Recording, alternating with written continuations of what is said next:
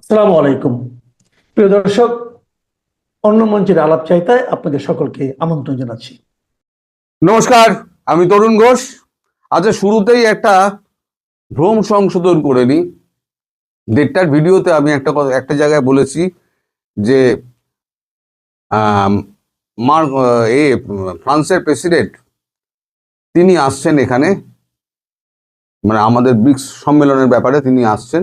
সেটা ভুল তথ্য আমি বলে ফেলেছি। আসলে আমরা 144টা রাফেল কিনছি ফ্রান্সের থেকে। সেই রাফেলের চুক্তিটা নিয়ে আলোচনা করতে এবং সই সাবুত করতে সহপরিষদ এনামুয়েল ম্যাক্রো, ফ্রান্সের প্রেসিডেন্ট, তিনি 17-18 দুদিনের সফরে ভারতবর্ষে আসছেন। এবং 17 তারিখেই আপনার এই আমাদের ব্রিক্সের যে সদস্য দেশগুলো রয়েছে তাদের মধ্যে ব্রাজিল, রাশিয়া এবং চায়নার কয়েকজন প্রতিনিধি আসছেন। সেই বৈঠকটা আলাদা। মার্কিন যুক্তরাষ্ট্র এই মার্কো ফ্রান্সের রাষ্ট্রপতির যে বৈঠকটা সেটা হচ্ছে আলাদা। আমি দুটোকে একসঙ্গে গুলিয়ে ফেলেছিলাম। তো এটা হলো গিয়ে প্রথম হচ্ছে আমার ভ্রম সংশোধন। দ্বিতীয় হচ্ছে আমি যে পোস্টটা দিয়েছি সেই পোস্টটা হচ্ছে ইউনূসের বিরুদ্ধে মামলা হতে যাচ্ছে। এখন মজার কথা হচ্ছে, আপনারা সাক্ষী দর্শক, আমি বহুবার বলেছিলাম যে ডিপ স্টেটকে বিশ্বাস করবেন না, পলায়তি জীবতী, আপনি পালান। কিন্তু উনি আমার কথা শোনেননি। গরিবের কথা কিন্তু ভাসি হলেও সত্যি হয়। এখন মার্কিন যুক্তরাষ্ট্রের পরামর্শে সরকার অথবা কোনো ব্যক্তি ইউনূসের নামে শীঘ্রই মামলা করতে চলেছে। তিনি যে 666 কোটি টাকা করমুকুব করিয়েছেন ক্ষমতার অপব্যবহার করে, তারপর 5 বছর না কত বছরের জন্য তার ওই ব্যাংকের একটা ঢপের চপ ব্যাংক রয়েছে, তার ব্যাংকের আপনার যত কর আছে, যত এই সমস্ত ট্যাক্স ফ্যাক্স আছে, সেগুলো মুকুব করিয়েছেন। ঋণ তো মুকুব করিয়েছেন, করও মুকুব করিয়েছেন। তারপর বিভিন্ন প্রকল্পের নাম করে মিলিয়নস অফ ডলার্স উনি পকেটস্থ করেছেন। এই সবের ভিত্তিতে তার প্রতি একটা মামলা তার উপরে করা হচ্ছে। সেটা ব্যক্তির বিরুদ্ধে ব্যক্তি করছে নাকি কোনো সরকার, তারেক রহমানের সরকার করছে, সেটা পরিষ্কার এখনো নয়। তবে এটা মার্কিন যুক্তরাষ্ট্রের পরামর্শে হচ্ছে, এটা পরিষ্কার। এবং তিনি যে দেশ ছাড়তে পারবেন না সেইটা সম্ভবত ইস্যু করা হবে সেনাবাহিনীর তরফ থেকে। এই দায়িত্বটা হয়তো সেনাবাহিনীকে দেওয়া হয়েছে, অথবা কালকে ক্ষমতা হাতে নেওয়ার পর তারেক রহমান হয়তো এই ব্যাপারে হয়তো নিষেধাজ্ঞা জারি করতে পারেন। অর্থাৎ ইউনূস যেদিক দিয়েই হোক না কেন ফাঁসছেন। এক মামলায় ফাঁসছেন, দুই দেশ থেকে ফাঁসছেন। আমি বলেছিলাম এখনো সময় আছে, পালান। এই নিজের কবর নিজে আপনি খুঁড়ছেন, তখন আমার কথা শোনেননি। আপনার সব সাঙ্গপাঙ্গ যারা আছেন তারা আপনাকে ভুল বুঝিয়েছিল। আর আপনার সব এই জামাতি দল আছে না, যারা আমায় লিখে বেড়ায় গুজববাজ, অমুক তমুক, ওই গুজব করতে করতে আজকে কিন্তু ওই 5ই আগস্ট 2024 থেকে আজকের বাংলাদেশকে এই জায়গায় এই গুজববাজ নিয়ে আসছে, বুঝলেন? আরো অনেক লোকজন আছে, তারা একবার এদিকে ছাতা ধরে, একবার ওদিকে ছাতা ধরে।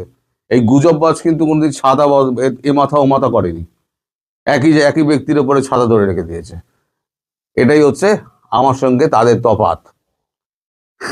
দ্বিতীয় একটা গুরুত্বপূর্ণ খবর আছে।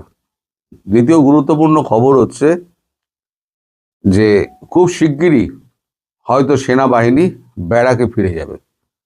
আপনাদেরকে বলা, আপনার সেনাবাহিনী যিনি সেনাপ্রধান ওয়াকারুজ্জামান, তিনি বহুদিন ধরেই বলে আসছেন যে আইন শৃঙ্খলা রক্ষা করা আমাদের কাজ নয়, আইন শৃঙ্খলার কাজ শেষ করে আমার সেনাবাহিনী ব্যারাকে ফিরতে চায়।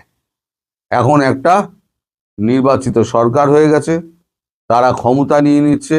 ক্ষমতা নিয়ে তারা এবার নিজেদের মতো দেশ চালাবে। সেনাবাহিনী ব্যারাকে চলে যাবে। সেটা 18 তারিখ যাবে কি 20 তারিখ যাবে কি 22 তারিখ যাবে, সেটা এখন ওয়াকারুজ্জামানের সঙ্গে তারেক রহমানের সঙ্গে কথা বলার পর এটা ঠিক হবে।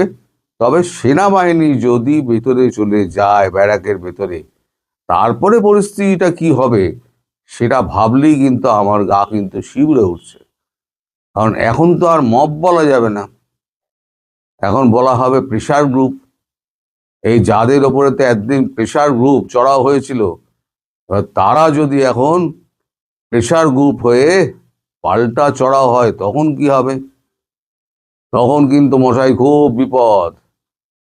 এই যে প্রেশার গ্রুপ যারা আছে, যারা এখন এদিক ওদিক লুকিয়ে রয়েছে, এই প্রেশার গ্রুপ, কালকেও আমি বলেছি, যদি 2-3 ঘন্টা সময় পায়, পুলিশকে তো সব পকেটস্থ করে রেখে দিয়েছে, আর পুলিশেরও রাগ রয়েছে। যদি পুলিশের সামনে পেটায় তাহলে পুলিশও মুখ ঘুরিয়ে থাকবে, কারণ তাদের 3500 কি 3700 পুলিশ, তাদের জীবন গেছে, তারা জীবনে এটা ভুলবে না। সুতরাং ওই প্রেশার গ্রুপ যদি মাঠে নেবে, এই যারা গুজববাজ বলে এ দিচ্ছে না, সব ভুয়ো তথ্য দেয়, অমুক দেয় তমুক দেয়, হ্যাঁ, এই লোকটাকে কেন ডেকে আনেন, এই লোকটা যে দাম না থাকতো তাহলে লোকে ডাকতো না আমাকে। বুঝতে পারছেন? আপনারা যা লেখেন আপনাদের কিন্তু ডাকে না। আপনাদের 4 লাইন বলার ক্ষমতা নেই, 6 লাইন খবর জোগাড় করার ক্ষমতা নেই। আপনাদের বিদ্যে হচ্ছে ওই কমেন্টে 4 লাইন লিখে আমাকে গুজববাজ বলে গালি দেওয়া। এটাই আপনাদের সন্তুষ্টি। তা আপনাদের সন্তুষ্টি নিয়ে আপনারা থাকুন, তাতে আমার কিছু যায় আসে না। তবে দিন শেষে কথাটা হলো, যদি সেনাবাহিনী এই মাসের মধ্যে ব্যারাকে ফিরে যায় এবং ইউনূস যদি ধরা পড়ে এবং ইউনূস যদি দেশ ত্যাগ করে পালাতে না পারে, তার ব্যবস্থা যেটা করা হচ্ছে, তাহলে পরে কিন্তু বাংলাদেশ কিন্তু একটা আবার অস্থির পরিস্থিতির মধ্যে যাবে। সেটা এখন তারেক রহমান সামলাবেন কি করে, সেটা তারেক রহমানের একটা মাথায় বড় চিন্তা হিসেবে তখন দেখা দেবে। এখন দেখা যাক, পরিস্থিতি এখন খুবই ঘোলাটে।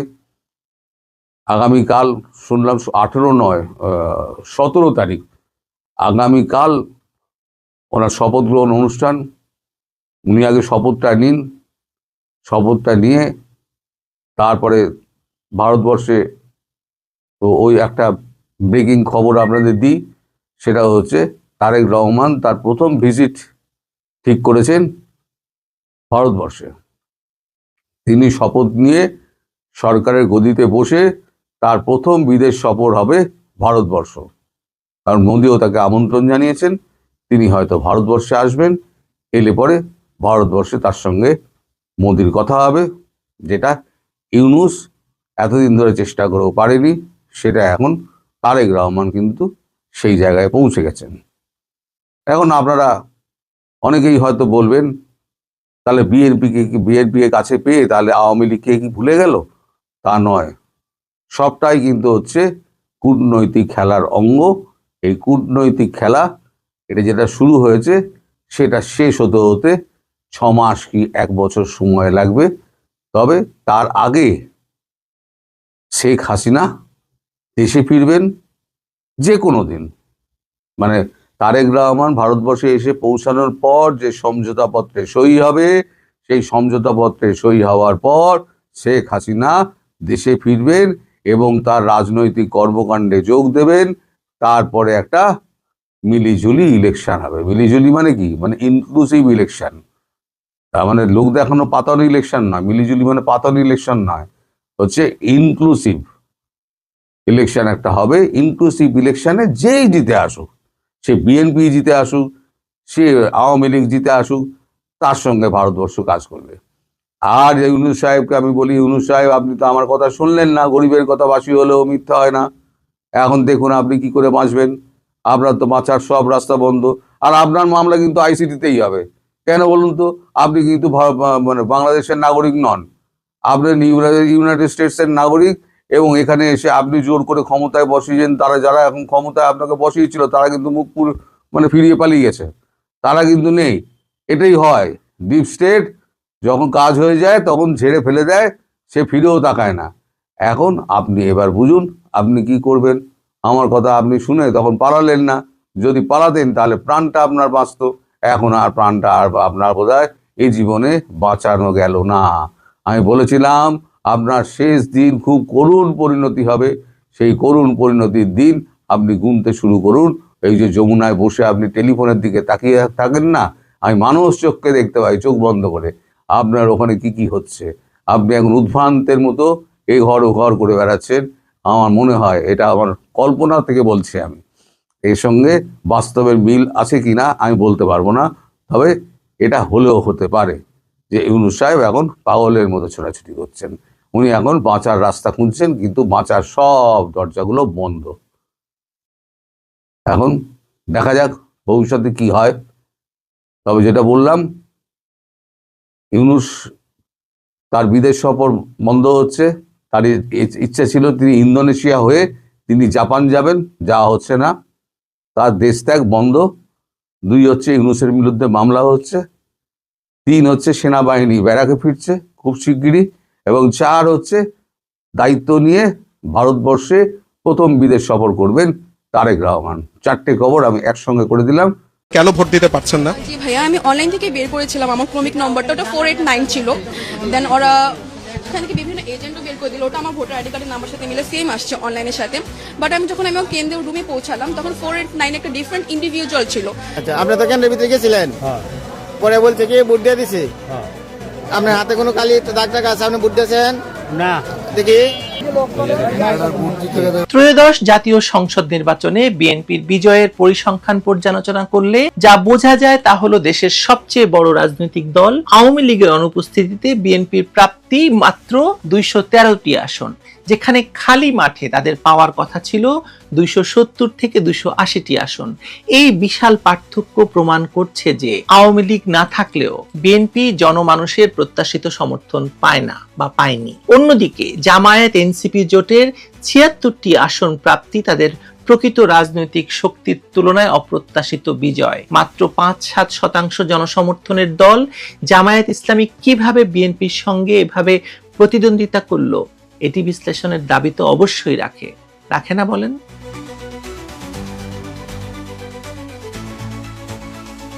সদ্য সমাপ্ত ত্রয়োদশ জাতীয় সংসদ নির্বাচনকে কেন্দ্র করে যে বিজয়ের উৎসব বা পরিসংখ্যানের ফানুস ওড়ানো হচ্ছে, তার ভেতরের চিত্রটি অত্যন্ত করুণ এবং বিপদসংকুল।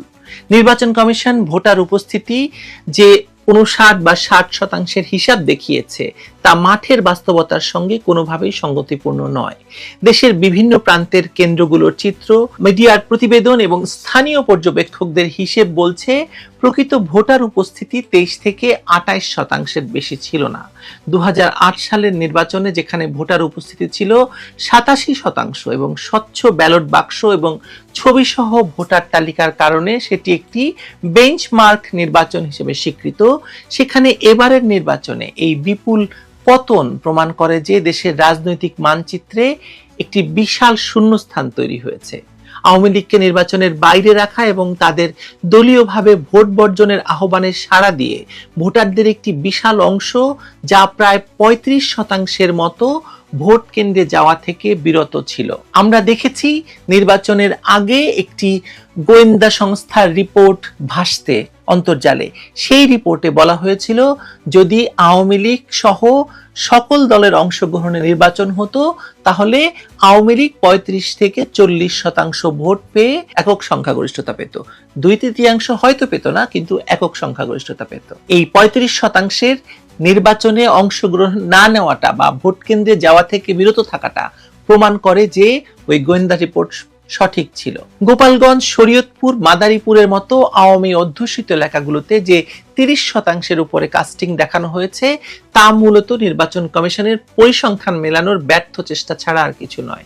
এমনকি ঢাকা শহরের অভিজাত এলাকা এবং বিএনপির শক্ত ঘাঁটি হিসেবে পরিচিত আসনগুলোতেও 40% নিচে ভোট পড়ার বিষয়টি ইঙ্গিত দেয় যে শুধু আওয়ামী লীগের সমর্থকরাই নয়, সাধারণ নিরপেক্ষ ভোটাররাও এই একপাক্ষিক নির্বাচনে উৎসাহ পাননি। একটি প্রধান রাজনৈতিক প্রতিপক্ষ মাঠে না থাকলে বিএনপির মতো দলের জন্য যে ভূমিধস বিজয় স্বাভাবিক বলে ধরে নেওয়া হয়, এবারের ফলাফল সেই স্বাভাবিকতাকে ছাপিয়ে ভিন্ন এক সমীকরণের জন্ম দিয়েছে। খালি মাঠে গোল দিয়ে বিএনপি যেখানে 270 থেকে 280 আসন পাওয়ার কথা ছিল, সেখানে তারা 213টি আসনে থমকে গেছে।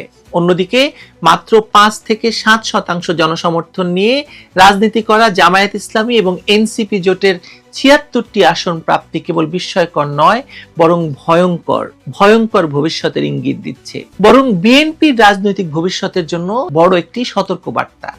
1979 সাল থেকে বাংলাদেশে আওয়ামী লীগ বা আওয়ামী বিরোধী শক্তির মূল চালিকা শক্তি হিসাবে বিএনপি প্রতিষ্ঠিত হয়েছে বা প্রতিষ্ঠিত ছিল। অতীতে বিএনপি এবং জামায়াতের ভোটের অনুপাত ছিল 80 ও 20।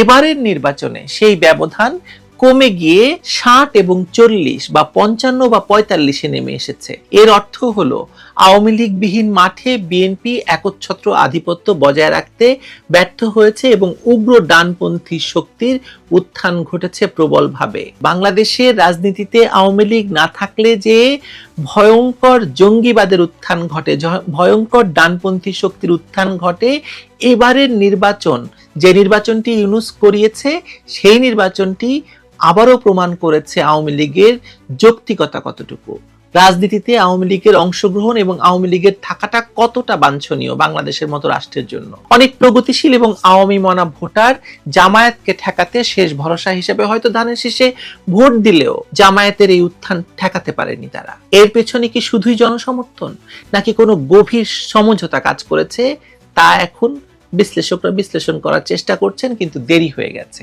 নির্বাচনের ফলাফল ঘোষণার ধরন এবং বিভিন্ন ধরনের অপ্রত্যাশিত ফলাফল বিশ্লেষণ করলে একটি খুবই পরিকল্পিত ইলেকশন ইঞ্জিনিয়ারিং বা ইলেকশনের যে নানা রকম খেলা, তার ছক আমরা স্পষ্ট হতে দেখি।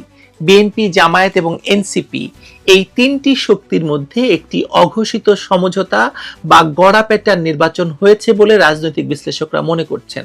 আমি বহুদিন আগে একটি ভিডিও করেছিলাম যে এই যে বিরোধিতা চলছে নির্বাচনের মাঠে, এটা আসলে সাজানো, আসন ভাগাভাগির জন্য একটি সাজানো বিদ্বেষ, সাজানো ঝগড়া। তারা যে সমঝোতা করেছে তার প্রমাণ বহু আমি সেই ভিডিওতে দিয়েছিলাম, আপনারা দয়া করে দেখে নেবেন। এই যে সমঝোতার কারণেই নির্বাচনের দিন বড় কোনো সহিংসতা বা ক্যাজুয়ালিটি দেখা যায়নি বলেও মানুষ বলছে। জামায়াত এবং এনসিপির শীর্ষ নেতাদের বিজয়ী করে আনার বিষয়টি বিএনপি মেনে নিয়েছে, যার বিনিময়ে বিএনপি নিরঙ্কুশ সংখ্যাগরিষ্ঠতা নিশ্চিত করেছে। ঢাকা 8 আসনে এনসিপির প্রার্থীর বিজয় কিংবা ঢাকা 13 আসনের ফলাফলের অসামঞ্জস্যতা এবং রংপুর বিভাগে জাতীয় পার্টির জিএম কাদেরের অবিশ্বাস্য পরাজয় সেই ইঞ্জিনিয়ারিংয়েরই ইঙ্গিত করছে। মূলত একটি ত্রিদলীয় সরকারি ঐক্যজোট গঠনের পূর্ব প্রস্তুতি হিসেবেই নির্বাচন কমিশনকে দিয়ে এই ফলাফল সাজানো হয়েছে।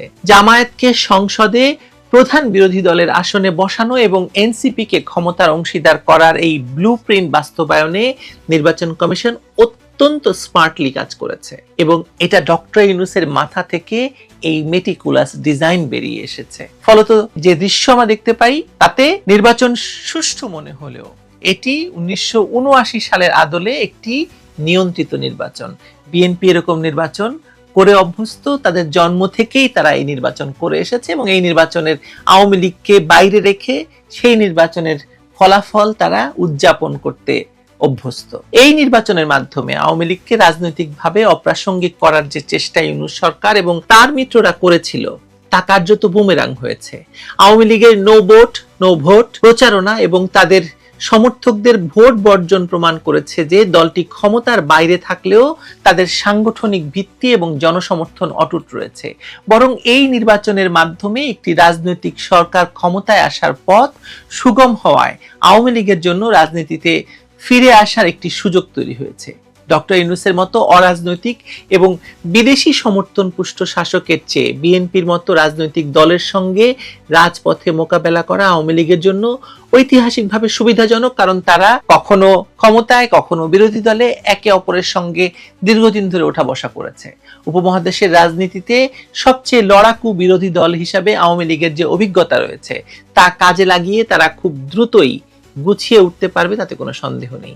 ইউনূস সরকারের বিদায় নিশ্চিত হওয়াটা আওয়ামী লীগের জন্য শাপে বর হবে, কারণ রাজনৈতিক সরকারের ভুল ত্রুটি এবং ব্যর্থতাকে পুঁজি করে রাজপথ গরম করার সক্ষমতা আওয়ামী লীগের রয়েছে, যা কোনো টেকনোক্র্যাট সরকারের বিরুদ্ধে করা কঠিন ছিল। বিএনপি হয়তো সংখ্যাতাত্ত্বিক বিচারে সরকার গঠন করেছে, কিন্তু তাদের এই বিজয় আদতে কতটা টেকসই হবে তা নিয়ে রয়েছে সংশয়। কারণ এই সরকার গঠনের ম্যান্ডেটটি জনগণের স্বতঃস্ফূর্ত অংশগ্রহণের ভিত্তিতে নয়, বরং একটি সাজানো নকশার উপর প্রতিষ্ঠিত। তারেক রহমানের নেতৃত্বে যে সরকার গঠিত হতে যাচ্ছে তাকে শুরুতেই জামায়াত এবং এনসিপির মতো মিত্রদের উচ্চাভিলাষ সামলাতে হবে। ইতিমধ্যেই ঢাকা বিশ্ববিদ্যালয়ের একদম নয়া দাঁত গজানো রাজনীতিক ছাত্ররা তারেক রহমানের বিরুদ্ধে মিছিল করা শুরু করেছে। সেই মিছিলে এমন সব ভাষা ব্যবহার হয়েছে যেগুলো আমি জানি না বিএনপি কি করে সহ্য করছে। জামায়াত তাদের দীর্ঘমেয়াদী ইসলামী বিপ্লব এজেন্ডার অংশ হিসাবে বিএনপিকে ব্যবহার করছে, ব্যবহার করেছে এবং ব্যবহার করবে। আর এনসিপি ক্ষমতার স্বাদ পেয়ে নিজেদের অবস্থান পাকা করবে। এই যে ত্রিমুখী টানাপোড়েনের মধ্যে বিএনপি যদি রাষ্ট্র পরিচালনায় সামান্য ব্যর্থ হয় বা জন আকাঙ্ক্ষা পূরণে সামান্য হোঁচট খায়, তবে সেই সুযোগ কাজে লাগাতে কেউ ছাড়বে না। আওয়ামী লীগ তো প্রস্তুত থাকবেই। তাছাড়া 4,41,00,000 ভোটের গড়মিল এবং গণভোটের প্রহসন এই সরকারের বৈধতার প্রশ্নে চিরকাল একটি কাঁটা হয়ে থাকবে, মানে আগামী 5 বছর তো অবশ্যই। আর সবচেয়ে বড় কথা কি, আমাদের 15ই ফেব্রুয়ারির নির্বাচনের অভিজ্ঞতা রয়েছে। আবারও 12ই ফেব্রুয়ারিতে একটি নির্বাচন হলো এবং মনে রাখবেন 15ই ফেব্রুয়ারি সেই নির্বাচনে বিএনপি সংসদে গিয়েছিল, বিরোধী দলের আসনে কাদেরকে বসিয়েছিল? বাংলাদেশের ভয়ঙ্কর একটি অপশক্তি ফ্রিডম পার্টিকে। সেই ফ্রিডম পার্টি আজ নাই হয়ে গেছে। আর এবার এই ফেব্রুয়ারির নির্বাচনে, 12ই ফেব্রুয়ারির নির্বাচনে আবার সংসদে যাচ্ছে, বিরোধী দল হিসেবে নিচ্ছে জামায়াতকে। আমি এই ভবিষ্যৎবাণী করব না, কারণ বাংলাদেশের মানুষ আসলে প্রায়শই মুক্তিযুদ্ধ এবং মুক্তিযুদ্ধ বিরোধীদের গুলিয়ে ফেলে। আওয়ামী লীগ না থাকলে বিএনপির জয়লাভ স্বাভাবিক হলেও এবারের বিজয়ের ধরন এবং মিত্র শক্তির উত্থান বিএনপির জন্য স্বস্তিদায়ক হবে না। ইলেকশন ইঞ্জিনিয়ারিং করে সাময়িকভাবে ক্ষমতা নিশ্চিত করা দীর্ঘমেয়াদে তা গণতন্ত্রের জন্য শুভ ফল বয়ে আনে না। আওয়ামী লীগের জন্য তো আনেনি, আমরা তো সেই প্রমাণ তো আমাদের সামনে রয়েছে। দেশের মানুষ স্বাধীনতা বিরোধী শক্তিকে কখনোই মন থেকে গ্রহণ করেনি, কিন্তু রাজনৈতিক সমীকরণের মার প্যাচে তাদেরই সংসদে শক্তিশালী করে দেওয়া বা বিরোধী দলে নিয়ে যাওয়া, এর খেসারত, এর ফল তো দিতে হবে। যারা নিয়ে গেল তাদেরকেই দিতে হবে। আগামী দিনগুলোতে ইনকিলাব জিন্দাবাদের স্লোগান ছাপিয়ে যদি ইলেকশন ইঞ্জিনিয়ারিং এর রাজনীতি মুখ্য হয়ে ওঠে, তবে তা দেশকে নতুন সংকটে ঠেলে দেবেই দেবে। আওয়ামী লীগ ছাড়া বিএনপি জিতবে, হ্যাঁ জিতবে, পরিসংখ্যানগতভাবে স্বাভাবিক সেটা, কিন্তু এটি রাজনৈতিকভাবে সহজ বা নিরাপদ নয়। কম অংশগ্রহণ, বিতর্কিত সংখ্যার উপর দাঁড়ানো ম্যান্ডেট, জোটের ভেতর মতাদর্শিক টান, কমিশনের আস্থাহীনতা, রাস্তায় শক্তিশালী প্রতিপক্ষের প্রত্যাবর্তন, এই 5টি ফ্যাক্টর বলে দিচ্ছে এই জয় যেমন ঝুঁকি ভরা তেমনি সুযোগও। হয়তো বিএনপি যদি জোট চাপ সামলে ইশতেহারের হার্ড রিফর্মে দৃঢ় থাকে, প্রশাসনিক নিরপেক্ষতা এবং আইনের শাসনের সিগন্যাল দেয় এবং নির্বাচন পরবর্তী সৌজন্য এবং আস্থা পুনর্গঠনে বাস্তব পদক্ষেপ নেয়, তবেই এই জয় ম্যান্ডেট রূপ পাবে। অন্যথায় আওয়ামী লীগ না থাকলে বিএনপি জিতবে, এই স্বাভাবিক পরিস্থিতি দ্রুতই উল্টে এক অস্বাভাবিক অনিশ্চয়তায় পরিণত হবে। মিলিয়ে নেবেন আপনারা। অনেক কথা বলেছি এর আগে, সব যে মিলেছে তা নয়, কিছু তো মিলেছে। যা মিলেছে তা ভয়ঙ্কর। আমরা একটা ভয়ঙ্কর সময় পার হয়ে এসেছি, কিন্তু সামনে যে খুব সুসময় অপেক্ষা করছে তাও নয়। ভালো থাকবেন।